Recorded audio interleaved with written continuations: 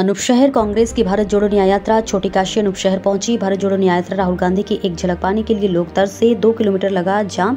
यात्रा की सुरक्षा के लिए पुलिस प्रशासन ने कड़े इंतजाम किए। चप्पे चप्पे पर पुलिस तैनात रही। भारत जोड़ो न्याय यात्रा देर शाम 7:30 बजे पहुंची। इस दौरान राहुल गांधी की एक झलक पाने के लिए लोग तरसते रह गए। लोग काफी निराश देखने को मिला। ग्रामीण क्षेत्र के लोग आज 12 बजे गंगा पुल के किनारे शाम तक राहुल गांधी को देखने के लिए खड़े रहे, परंतु राहुल गांधी का काफिला जब गंगा पुल के पास आया तो तेज गति के साथ निकल गया। यह यात्रा मुरादाबाद से संभल होकर अनूप शहर पहुंची। यात्रा पहुंचते ही कांग्रेसी कार्यकर्ता बेकाबू हो गए। राहुल गांधी को देखने के लिए काफी प्रयास किया गया। सुरक्षा गार्डों ने पास में नहीं आने दिया। कुछ कार्यकर्ता रोड पर गिर पड़े और इस दौरान छोटी काशी अनूप शहर में राहुल गांधी की भारत जोड़ो यात्रा के इंतजार में सुंदर जिनाई एंड पार्टी ने भव्य रागनी का आयोजन किया। लोगों ने मनोरंजन किया। यह यात्रा अनूप शहर बाईपास होते हुए तेज गति से निकल गई, जिसमें लोग काफी मायूस हो गए। राहुल गांधी ने लोगों से मुलाकात करने के लिए कुछ नहीं समझा। इस दौरान एसडीएम नवीन कुमार, एसडीएम न्यायिक संतोष कुमार, नायब तहसीलदार अखिलेश यादव उपस्थित रहे। देखिए बुलंदशहर से संवाददाता रविंद्र कुमार इंसा के साथ योगेंद्र प्रजापति की खास रिपोर्ट। पहले आप अपना परिचय बतलाएंगे। जी, मेरा नाम अहमद हमीद है, मैं बागपत से हूँ और इस वक्त कांग्रेस में मैं प्रदेश महामंत्री के पद पर। जैसे राहुल जी भारत जोड़ो यात्रा निकाल रहे हैं, इस पर आप क्या कहना चाह रहे हैं? मैं तो ये कहना चाह रहा हूँ कि जैसे उन्होंने पहले निकाली थी भारत जोड़ो यात्रा, उसके बाद अभी न्याय यात्रा निकाल रही है, तो आप देख रहे हैं कि लोग जुड़ रहे हैं। आप यहाँ पे भीड़ देख रहे हैं, आगे भी जाएंगे। अभी वो मुरादाबाद से मैं उनके साथ आ रहा हूँ। इस प्रकार से लोगों को न्याय मिलेगा? मतलब न्याय नहीं मिलेगा, पहले उन्हें जागरूकता तो हो। इस भाजपा सरकार ने तो उनकी आंखों पे ऐसी पट्टी बांधी है, बेचारे वो जागरूक ही नहीं हो पा रहे। आज वो जागरूक होंगे तो सही सरकार चुनेंगे। जब सरकार चुनेंगे तो ऑटोमेटिक उन्हें न्याय भी मिल जाएगा। क्या संदेश देना चाह रहे हैं? मैं युवाओं को ये कहना चाहता हूँ कि जो इन्होंने धर्म की पट्टी हम सबके आंखों में बांधने की कोशिश करी है, उसको हटा के फेंकें तो जो देखेंगे किस तरह से भुखमरी है, बेरोजगारी है, और वो आज अपने हक के लिए, अपने न्याय के लिए लड़े।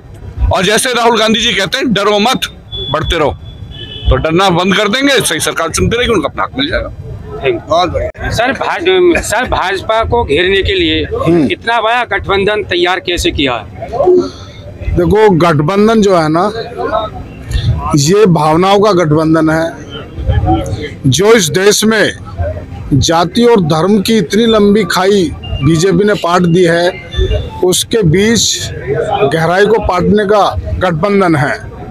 और सब जानते हैं, आप पत्रकार भी जानते हैं कि चौथा स्तंभ पत्रकारिता का कहलाता है इस देश में, और आपको सच्ची बात बोलने दिया जाता है। आप लोग भी ईडी वगैरह से डरते होंगे कहीं ना कहीं। बीजेपी की सरकार में कोई कितना बड़ा अपराधी, कितना बड़ा भ्रष्टाचारी हो किसी भी पार्टी का, अगर वो बीजेपी ज्वाइन कर लेता है तो फिर वो भ्रष्टाचारी भी नहीं रहता और अपराधी भी नहीं रहता, सब अपराध मुक्त हो जाता है। अगर कोई दूसरी मेरा सवाल आपसे है, जब कांग्रेस की सरकार थी, क्या कांग्रेस सरकार ने ही मीडिया वालों को खरीदा था, या मीडिया वालों पर जैसा? देखिए, कांग्रेस ने इस देश को अपने खून से सींचा है। कांग्रेस का और इस गांधी परिवार का बलिदान है। और बीजेपी क्या कर रही है? नहीं सर, मेरा सवाल आपसे क्या है, आपने बीजेपी का आरोप लगाया पत्रकारों का शोषण। भैया मैं बता रहा हूँ ना, कांग्रेस की जब सरकार थी, आम नागरिक से लेकर सब बड़े उद्योगपति, किसानों को, दलितों को, मजदूरों को, महिलाओं को खुली बात करने का पूरी अधिकार था। इस बीजेपी सरकार में पत्रकारिता आप खुल के नहीं कर सकते। आप आवाम की आवाज खुल के नहीं लोगों के सामने रख सकते। क्यों डरते हैं आप पत्रकार? बीजेपी की सरकार में, कांग्रेस की सरकार में तो ऐसा नहीं था। वो तो बिल्कुल निष्पक्ष हो गए, बेबाक अपनी बात को जनता के सामने रखते थे उस समय पत्रकार। तो मैं सरकार बनाया 2024 में। कितनी सीटें आ पाएंगे आप? सरकार बनाया इंडिया गठबंधन। नहीं, भाजपा तो कहती है कि 300 से पार, मतलब भाजपा तो 900 पार भी कह सके। उनके घर से कुछ जाना? देश राहुल गांधी और कांग्रेस के परिवार, कांग्रेस जनों खून से बना है। भाजपा और आरएसएस के खून पसीने से देश नहीं बना। तो जिन्होंने गठबंधन जो यूपी में हो रहा है, किस किस पार्टी से हुआ है? गठबंधन समाजवादी पार्टी के साथ हुआ। और ये गठबंधन खाली समाजवादी पार्टी के साथ नहीं हुआ, ये गठबंधन किसान, मजदूर, नौजवान, बेरोजगार, व्यापारी, छात्र, महिला, सबके न्याय के लिए माननीय अखिलेश यादव जी और माननीय राहुल गांधी जी, प्रियंका गांधी जी और खड़गे जी ने ये गठबंधन किया है। इसका ऐतिहासिक परिणाम सामने आने वाला है। तो सर बसपा के जो मुखिया है बहन जी मायावती जी के बारे में क्या कहना चाह रहा है, उनसे गठबंधन कैसे नहीं हुआ? बड़ी नेता है वो भी आनी चाहिए गठबंधन में। हमारे शीर्ष नेतृत्व की अपेक्षा है कि वो भी देर सवेर आनी चाहिए। लोकसभा चुनाव पर क्या प्रभाव पड़ने वाला है?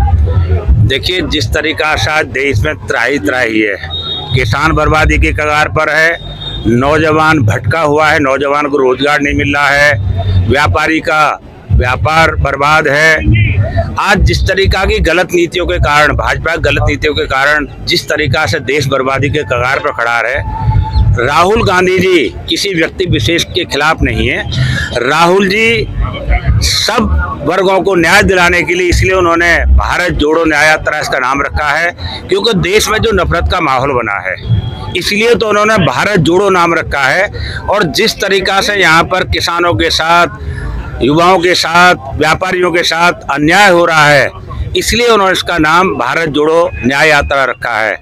मैं इतना कहना चाहता हूँ, दिले नादान नादानी बहुत करता है, दिले नादान नादानी बहुत करता है, रंज कम सहता है, ऐलान बहुत करता है। ये भाजपा सरकार बिल्कुल इसी सिर के ऊपर खरी उतरती है कि ये लोग घोषणाएं बहुत करते हैं, ऐलान बहुत करते हैं, मगर हकीकत में कुछ और है। और राहुल गांधी इस देश के सच्चे नेता हैं, वो जो कहते हैं वो करते हैं। और आपने देखा भी है, जहां जहां कांग्रेस की सरकार आई है, राहुल जी ने जो जो वायदे किए हैं, सरकार बनने के 10 घंटे के अंदर वो वायदे पूरे करने का काम किया है। अभी आप हमारे सम्मानित नेता हरेंद्र अग्रवाल जी सवाल कर रहे थे कि यहाँ पर फला नेता मंत्री रहे हैं, यहाँ पर विकास नहीं हुआ। यहाँ के लोह पुरुष और हमारे सबके बहुत ही लाडले बाबू बनारस दास जी मुख्यमंत्री रहे, उन्होंने इतनी बड़ी सहकारी सूती मिल लगाने का काम किया, मगर कांग्रेसी सरकार बंद होने के बाद, सरकार जाने के बाद, उस सहकारी सूती मिल को भी बंद करने का काम गैर कांग्रेस सरकारों ने किया। ये जितनी भी सड़कों का जाल फैलाया वो कांग्रेस सरकारों ने किया। कांग्रेस सरकार के बाद तो गैर कांग्रेसी सरकारें इनका मेंटेनेंस भी नहीं कर पाई। सवाल पूछा हूँ आपसे कि राहुल जी भारत जोड़ो यात्रा निकाल रहे हैं, इससे उद्देश्य क्या है इसका?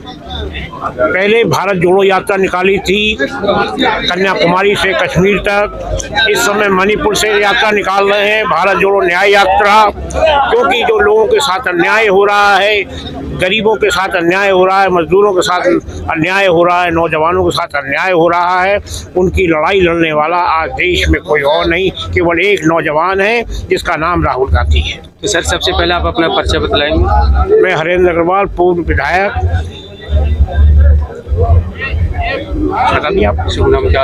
हरेंद्र अग्रवाल, पूर्व विधायक। तो सर दूसरा सवाल मेरा आपसे ये है कि जैसे बुलंदशहर कांग्रेस 70 साल अपना राज कर चुकी है, बुलंदशहर एनसीआर दिल्ली के नज़दीक आता है, वो आ रहा है, और नरोरा बुलंदशहर में परमाणु प्लांट बना हुआ है, तो इसके बारे में आप क्या कहना चाह रहे हैं?